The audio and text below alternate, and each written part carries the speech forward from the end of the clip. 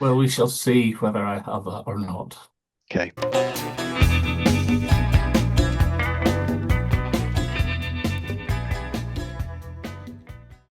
Hi everyone, it's James here. Welcome back to the channel, and I'm delighted today to welcome back to the channel what I think is our 16th collaboration. Richard, I could be wrong. Richard McCook. How are you, James? It's great to be back. It's been, well, not that long since the last one. This video, I pitched this idea to Richard. It was probably about 6 months ago now. We James, it was 11 months ago oh, we were all right. supposed to do this. Richard obviously keeps a diary. It Yeah, was so supposed to be November of last year. I pitched the idea to do a Bob Dylan video, a Bob Dylan in the 80s video, and we both spent a couple of weeks, I think, back then listening to all of Dylan's 80s catalogue. I certainly worked my way through it all. And then I think you were poorly, Richard, and then for some reason we just didn't That's manage it. to reschedule it. What we're going to do, we're going to look at Bob Dylan in the 80s essentially, and we're going to each pick 10 songs that we think are good Dylan songs, great Dylan songs, favorite Dylan songs. I mean, how have you approached this, Richard? Have you gone for great, good, favorite, interesting? What's your, My 10 favorite, basically. yeah, I went through all the albums and the 10 that stand out. I actually saw Bob Dylan in the 80s. I saw him in 1988 in the Down in the Groove tour. And it was Tom Petty and the Heartbreakers supporting him and Roger McGuinn being the first act. So wow, good uh, stuff. Wembley Arena, the old Wembley Arena, that was very, very good. Excellent. I've never seen Dylan live. When I think of Bob Dylan in the 80s, the first thing I always think of is the film Hearts of Fire, Yes. which is one of those great sorts of it's so bad it's good films where Dylan plays a sort of version of himself, really. Yeah. And it's very cheesy, and Dylan's appearance in that film is slightly reminiscent of the video for one of the songs that is probably going to be in our list, a kind Yeah. of 80s version of himself, or he's gone a bit sort of leather jacketed and a bit sort of, bouffant hair, and he's got the 80s eye makeup. And, Dylan, Mhm. like most of these artists in the 80s, he didn't necessarily escape unscathed from the 80s. A bit of a patchwork quilt of albums, really, and a bit of a dip as well. I mean, it starts out with the album Saved in 1980, which was the second Christian trilogy album, Shots of Love being the third Christian trilogy album, 81. And then he starts to then go more secular, although not completely, but quite a bit Yes. more. Infidels, 83, a 2 year gap, Empire Burlesque, 85, Knocked Out Loaded, 86, Down in the Groove, 88, by which time his chart placings have gone down the toilet and his musical credibility is really starting to languish. And then 89, he teams up with Daniel Lanois and makes this sort of artistically triumphant comeback, I suppose. And so that's it. I mean, that is Bob Dylan's 80s. So One thing he forgot, he contributed the best part to We Are the World, USA for Africa. That's the best part of the song. The song's terrible. yeah, also don't forget he did the Wilburys as well, the first Wilburys album, which Yeah. is a pretty major part of the story. Anyway, so we're going to see as usual whether we're going to cross over. We shall see. Shall I go first, Richard? I think you went first last time, maybe. You can go first. This is one that came to me quite sort of late in the process, and it's a song I've talked about on my channel before, and it's off Empire Burlesque, Hmm. which is the album he did in would it be 85 maybe 80, yeah, 85. The first one that had proper dodgy production, probably. This is an Arthur Baker production. It's got that really horrible, terrible compressed drum sound on most of it. But the track I'm going to go for my number 10 is the final song on the record, Dark Eyes, All right. Okay. which I suppose falls into that grand tradition. Dylan often did this. He would have a kind of acousticy love song at the end of the album. Quite a few records he did that with. He did it on John Wesley Harding. He did it on uh, quite a few others that I can't think of right now. But it's a beautiful song. It's just him on guitar and a harmonica. And the song apparently was inspired by an encounter he'd had with a prostitute in the lobby of the Plaza Hotel in New York. He was just walking through one day, and this prostitute came walking through. I'm not sure how he knew it was a prostitute, whether he just thought it was someone who looked like a prostitute. I'm not entirely sure. But she had dark rings under her eyes, and he thought she looked really rough. So he ended up writing this song. It's quite a short song. It's three verses, just a lovely melody. I don't think it's a top draw Dylan ballad, but I think in the context of this record, because most of the album has that really nasty tinny production, when you get to Dark Eyes at the end, it kind of leaps out at you as being, it sounds like sort of classic Bob Dylan. And it's actually quite a lovely song, really. So I thought, okay, why not? Let's put it at number 10 and have that as a slightly unexpected number 10 choice. So there we go. From Empire Burlesque, and we can see Dylan there gleefully parading his 80s fashions. We'll have Dark Eyes at number Joan 10. Collins shoulder pads. Yeah. Good choice. And you're going to see the Joan Collins shoulder pads again for mine, Okay. because my number 10 is the other love song of this, and it's I Remember You, Oh, which I interesting. think is absolutely beautiful little song. It's just really a love song about a lost love in the past. But this was the album that my brother hated. He thought it was terrible. Hmm. And I tended to disagree with him because I actually quite like this album. Yes, it does have that 1985 sound, but it was 1985 at the Yeah. end of the day. So you're going to get that sound. And I actually do quite like the cover as well. It's quite a quite a lot going on it. But Mm. yeah, I remember you. I've always loved it. Thought I had better put it in because there's one album in particular that I'm very heavy on in this list. So Mm.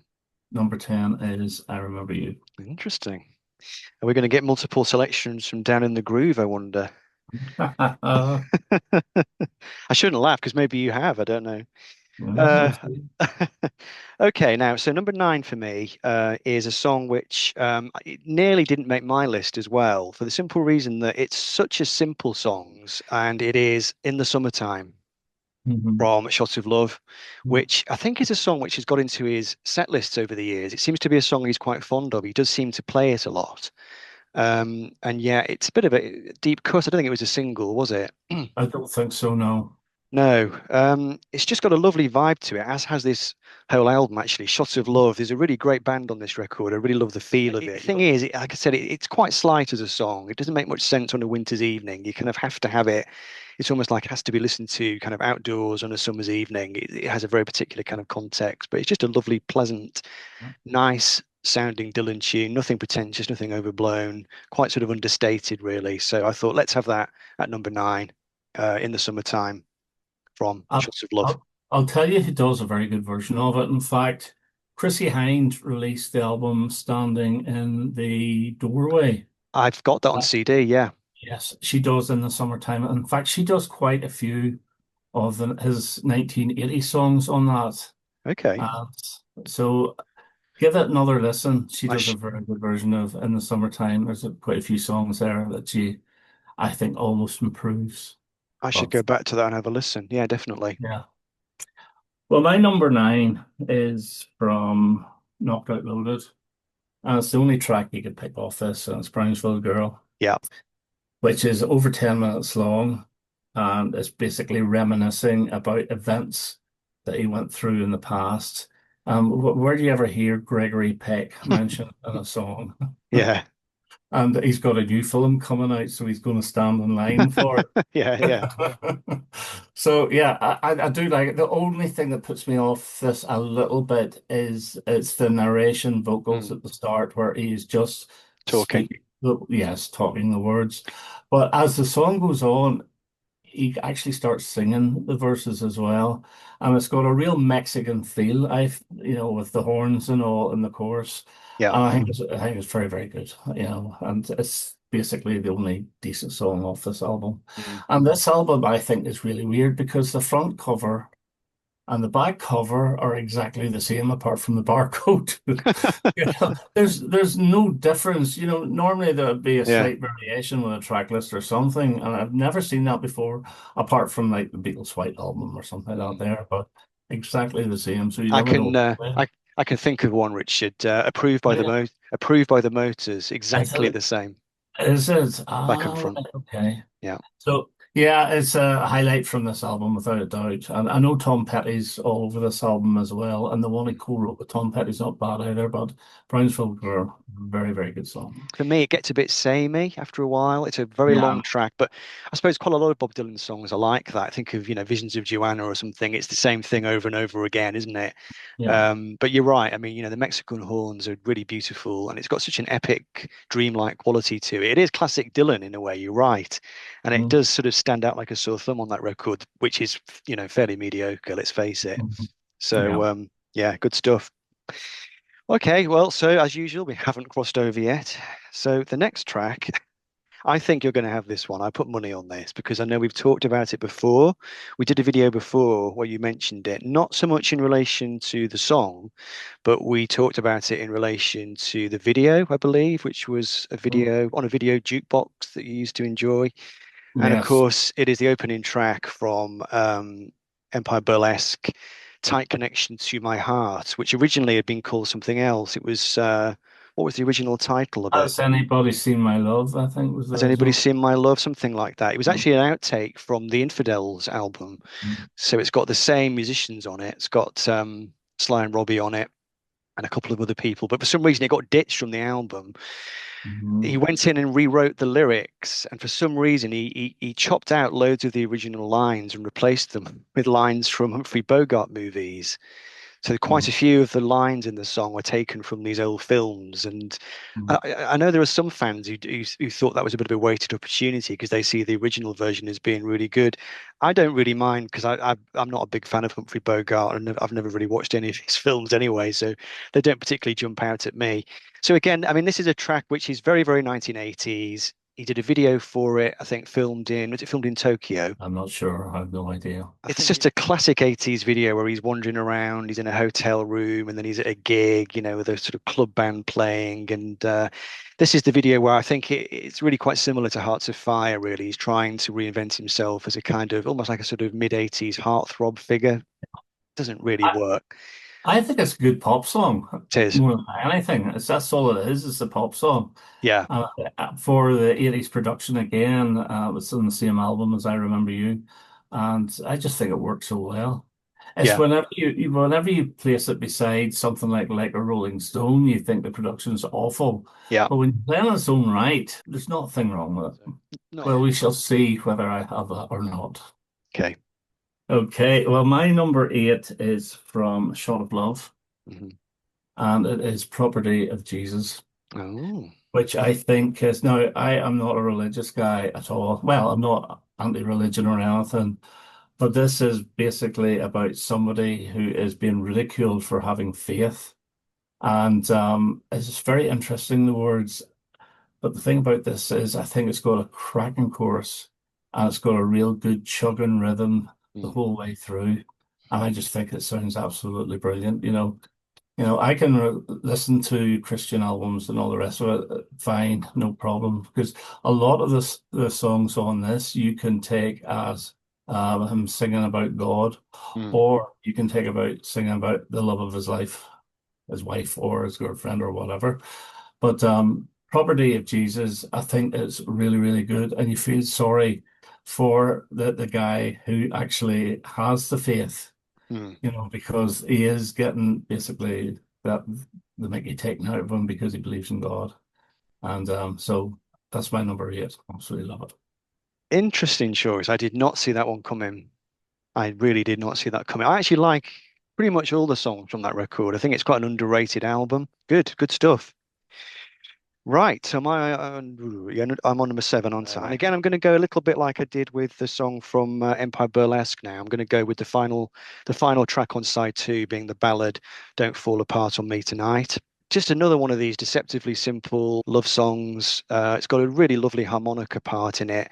The production, I think, really works. I think the Sly and Robbie production on this one is great. I think as it is on the whole album, really. I mean, there are some songs on this record, I think their production is maybe a bit too clinical. I do think that song works really well. It ends the album really nicely. There's a fair few angry songs on this record. Yeah, a fair few sort of, I don't know, just quite belligerent sounding songs. You've got Neighborhood Bully, Union Sundown. They're both quite sort of embittered, angry kind of songs. And that just really, it kind of rounds things off nicely, smooths the waters a little bit, and just lets you kind of drift off at the end. So I will have that one. Don't Fall Apart on Me Tonight from Infidels. So yeah, no, very, very good choice. That was in the running, but didn't quite get there. Number Sweet. seven is from Shot of Love. I think this is the opposite of Property of Jesus, and it's called Dead Man, Dead Man. It opens up side two. Now, to me, this is the best Bob Marley music that Bob Marley never wrote, Yeah. because I think it's a really, really good reggae type song. Lyrically wise, I think it's coming from the other perspective where the Christian, the guy that's got faith, is sort of taking the hand out of the person that hasn't got faith. And you can interpret the dead man, when will you rise? As well, is it going to be Jesus that rises, or is it the unbeliever that will rise to find faith? I don't know. But I just think it's a really, really good, almost like Could You Be Loved Marley song, that type of music. Mm. And to me is one of the highlights of this album. And again, I've always loved it. So Short of Love, Mm. Dead Man's my number seven. I must say, Richard, I'm very impressed with your lyrical analysis in this video. I decided that I wasn't going to sort of delve into the lyrics too much because it sort of does intimidate me slightly, but you're doing a good job there of sort of dissecting all the religious parts to these songs. Very That's impressive. just my thoughts on it. It could be Yeah, completely wrong, but that's the beauty of a song. You should be yeah, able to interpret the way you want to. Doesn't yeah. necessarily mean that's the actual original message from the writer. Mm. Yeah, so I listened to the record again the other night and I remarked to myself that that song is remarkably authentic in terms of being a reggae. It's got a proper reggae feel to it. Has, hasn't it? So if you compare it to something like, Clapton's version of I Shot the Sheriff, where there's no real attempt made to make it a reggae song, and it turned out in the end that he wasn't even into reggae or into Bob Marley. Whereas I think that one, I think you can tell that Bob actually has bothered to, to properly listen to Yeah, Jamaican music. Good stuff. Right. So I am on number six, aren't I now? yeah. So this falls under the category of, I think, a great record, not necessarily a great song. I suppose it depends on how you interpret great song, but this is a song, and it's from Oh Mercy, that always grabbed me. It was the song that grabbed me most when I first got into this record, just because I'd never quite heard anything quite like it, and it is Everything Is Broken. All right, okay, it's a good song. Third song on side one, which is basically a list song. It's one of these songs where he just lists everything that is broken. So, that's broken, this is broken, that's broken, this is broken, everything is broken. It just keeps coming back around to everything is broken. And Mhm. it's just got this great sort of stark simplicity to the lyrics. I used to read it, I used to kind of see it as a bit of a metaphorical song. It was a song about whatever, the state of the nation, the state of the world. I mean, this record starts out with political world, so it's clearly Bob getting his political cap back on again after a couple of albums writing, I suppose, fairly wishy-washy, middle of the road, kind of bland pop music in a way. And I think Everything Is Broken. You could just dismiss it as just a meaningless list song, but I think you can read stuff into it. But I mean, the main thing I just love about it, I just love the groove of it. I think they Mhm. really nail a very, very deep kind of sort of New Orleansy R&B kind of groove. There's all these percussion instruments going on, really great bass playing, and it just sounds fantastic. And it's just a song that just always grabbed me, made me kind of really sit up and think, right, this Bob Dylan guy is going to be somebody worth listening to. I mean, the whole album is great, obviously, and that one is probably one of the lesser classic songs in a way because there are some really beautiful poetical songs on this record where it's everything is broken. It is just a list of broken stuff, but I just love the inventiveness of it. So I thought, let's have that one. Number six, everything is broken. Everything Good, is broken. good to see you have that in vinyl because we're talking about CDH now, or the beginning of CDH for the UK, really, 1989, I Well, I think. should say then VCLT from Stephen Alexander, Psych in the Valleys. All right. Oh, yes. And I haven't seen him for a while. Thank you, Steve. Very generous. Okay, my number six and ching ching, number one, the first The first crossover. tight connection to Right. my heart. I th Okay. I thought you'd have it. Yeah. No, you know about the video of this. I used to watch it in the pubs and all the rest of it. But where I first actually heard this, along with I Remember You, now this is weird, is actually in Magaluf in our hotel. And it used to be played an awful lot, when you're sitting around the pool and all the rest. Yeah. And there was a jukebox, and I think it must have been a CD jukebox. And somebody put this on, and then they put I Remember You on. And from that time, every time I had a few pesetas in those days, Yep. I stuck it on, the both of them. And so those two go together like strawberries and cream for me. And they are my favorite two off the Empire Burlesque album. I just think, as I said, whenever you were showing this, it's just a great pop song, an absolutely brilliant pop song. And there's the cover of the album in the back. Yeah. Okay, so I doubt whether you're going to have my next one, number five. Having Okay. said that, you've had a couple of songs that have a similar kind of theme, so you never know. Right, so which album is it on? Right, so the next one, my number five, I think is the first time we're going to look at this record, Saved, Mm-hmm. which is the middle of the three Christian trilogy ones, probably the least well regarded. I think it's popularly viewed as the one where he maybe goes a bit overboard, I suppose, in the biblical religious imagery. It starts to become quite sort of intense, doesn't it? But there's a couple of songs. Actually, there's at least three or four songs on this record that I'm fond of. There's two on side one, which I think are quite similar, and I've picked one of them, and it's Covenant Woman from side one, which has the most beautiful organ playing. And I looked it up, and the guy that plays the organ on it is Spooner Oldham, who apparently he was a bit of a gospel, I think he had a sort of background in the church essentially, and you can really tell he just plays these absolutely gorgeous organ. It's just this beautiful organ playing on it essentially. It kind of makes the song in a way. Mm-hmm. It's a very slow, dreamy, spiritual song, I suppose. Not quite sure what it's meant to be about, but I suppose it's a kind of just a sort of a general tribute to womanhood.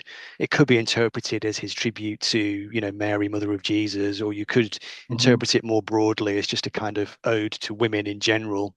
Mm-hmm. It's just got a lovely tune. It's just got a really beautiful, spaced out kind of vibe to it. I always just enjoy listening to it. I love hearing it.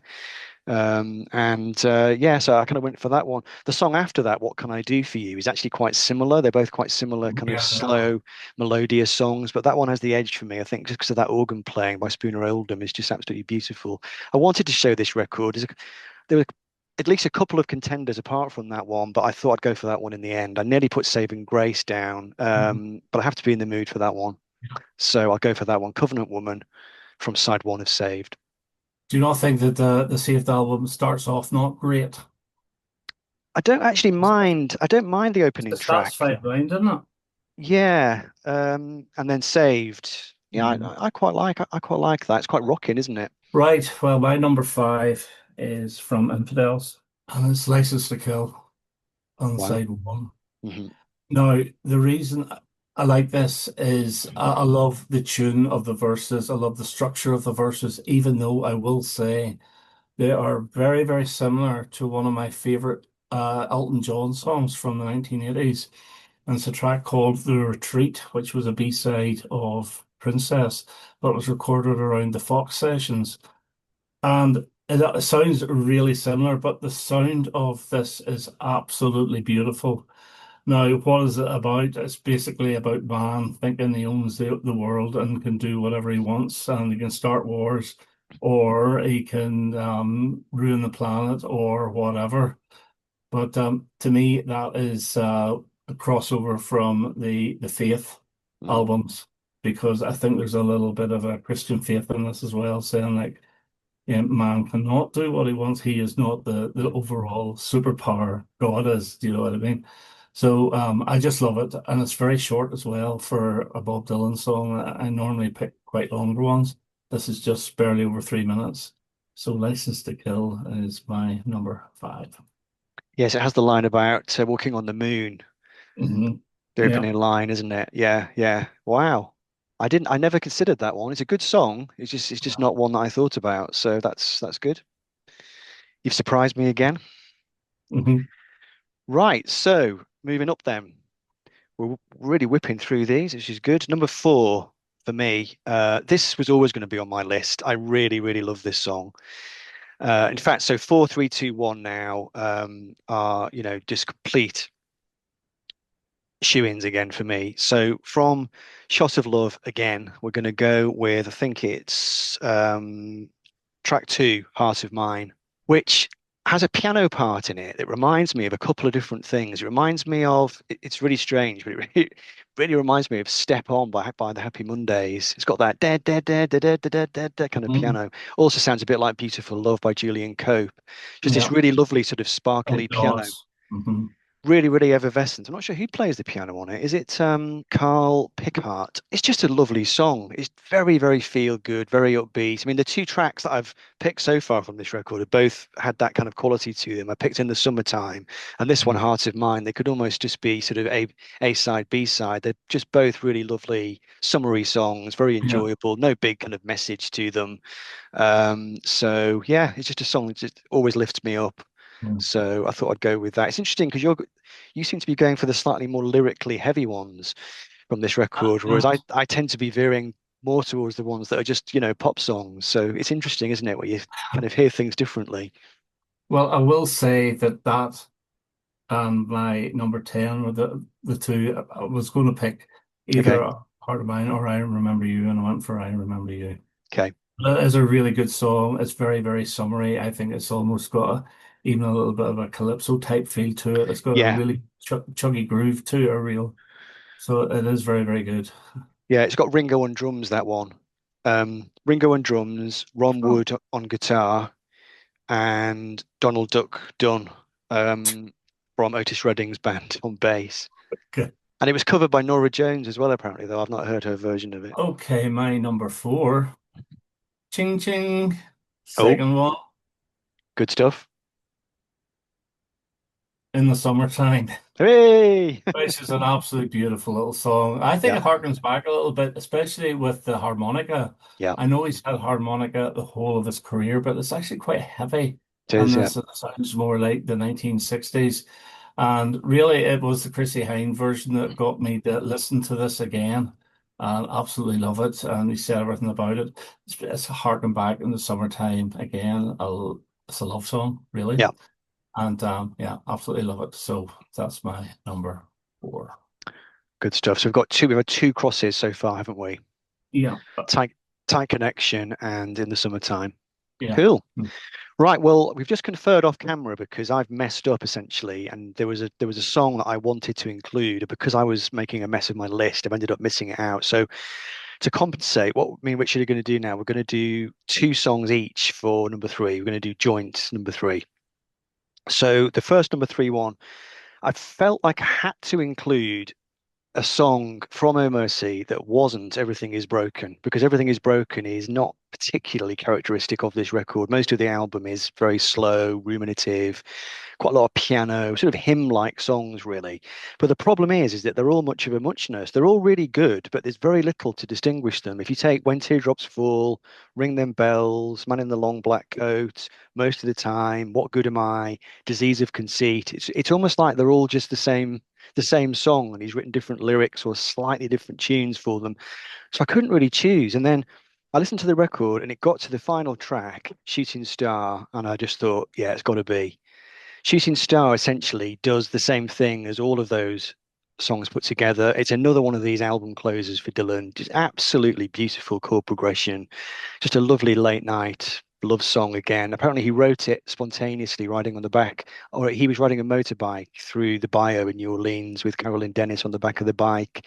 And the Mhm. entire song just kind of came to him like a shooting star. I mean, that was the idea of the song. So I thought, right, let's have Shooting Star and let that be the sort of let's embrace all those songs from this record which have that Mhm. particular sound, that hymn like sound.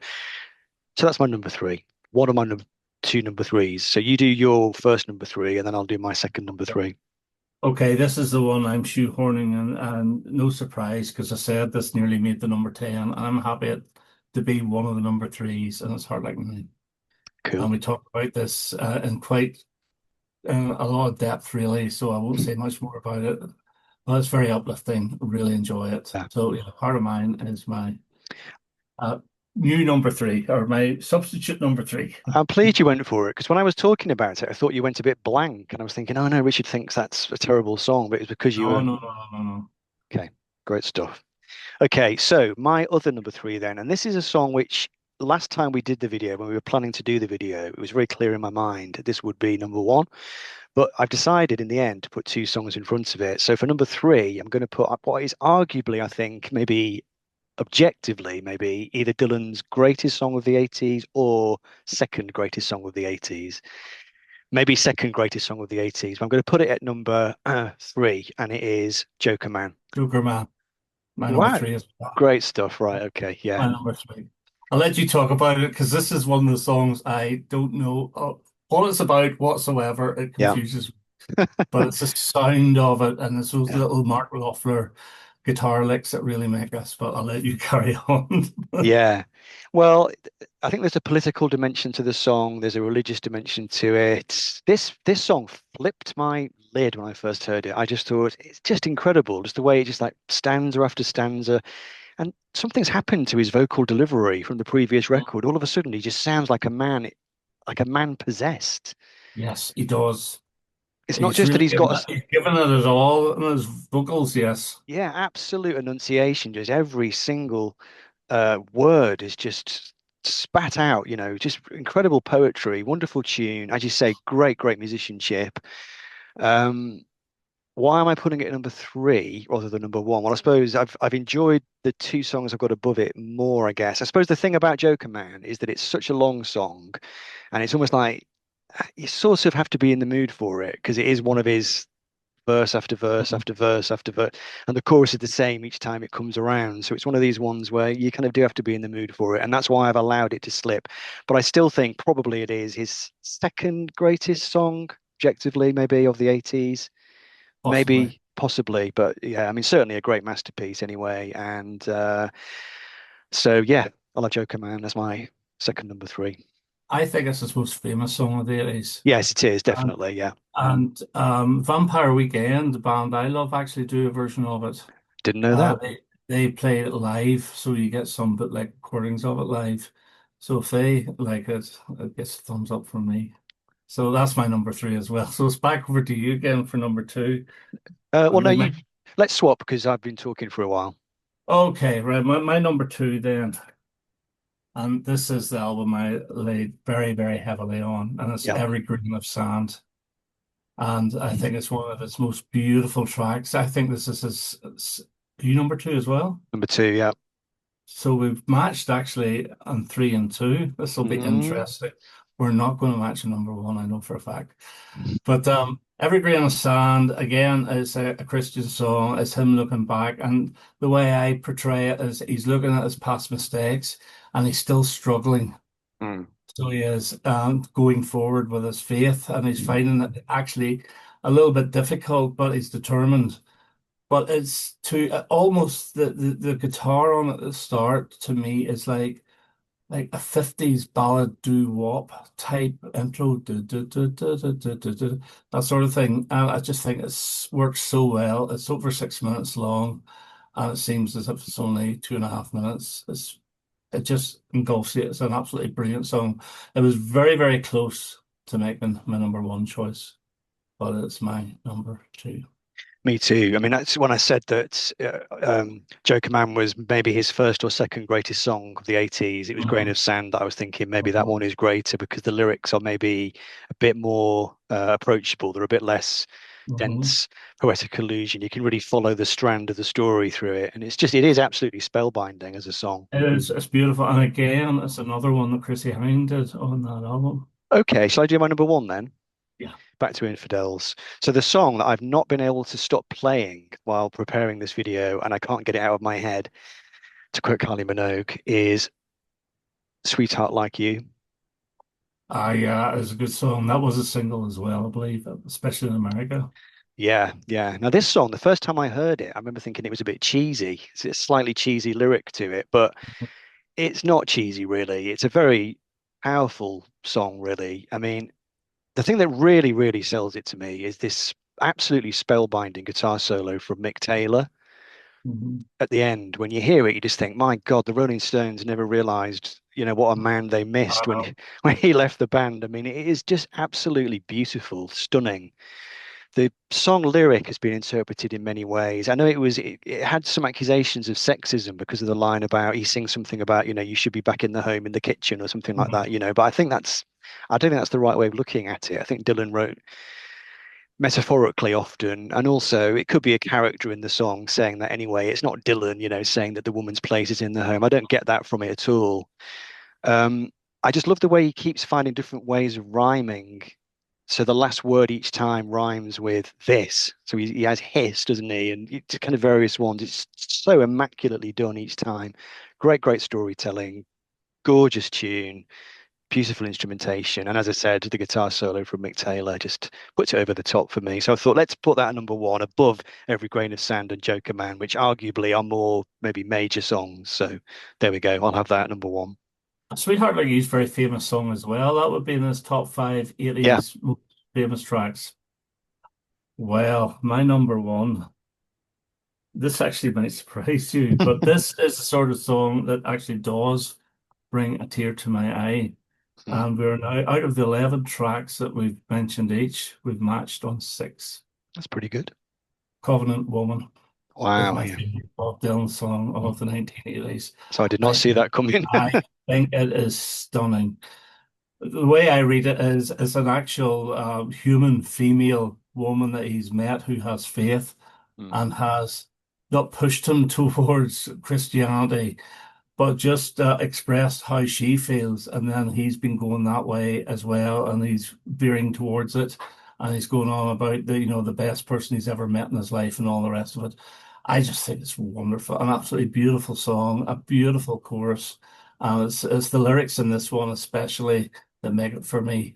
But the music around it is every bit as perfect. And this, even whenever I was going to do this video last November, this was my number one as well. Absolutely love it. So, Covenant Woman from Saved. Now, you will find that I have not included anything from down in the Down groove. the Groove, nor what's the other one, the 89 album, Oh Mercy. Mm, And the reason you actually pinpointed the reason because I think they all sound mm. the same. They're Yeah. all good songs, but there's no standouts. And funny you pick Shooting Star, which if I had to pick one, it would have been Shooting Star, and that's my brother's favorite Bob Dylan song from that album. Mm, But I think it's a very slickly produced album, it is. but there's no peaks for me, no troughs either. It's just Yeah. so that's why none got on this list. And as you've seen that Shot of Love, Mm. I've actually got five out of the 11 from that album. I did think that Shot of Love might be the one that you had most from. I'm not I sure love it. why. I've not actually Great. worked out which ones I've picked in terms of how many songs per album, but I know there were two from Oh Mercy. Oh Mercy is a funny one. I always used to think it was my favorite Dylan album, and it's clearly one of his greatest, but I very rarely go back to it.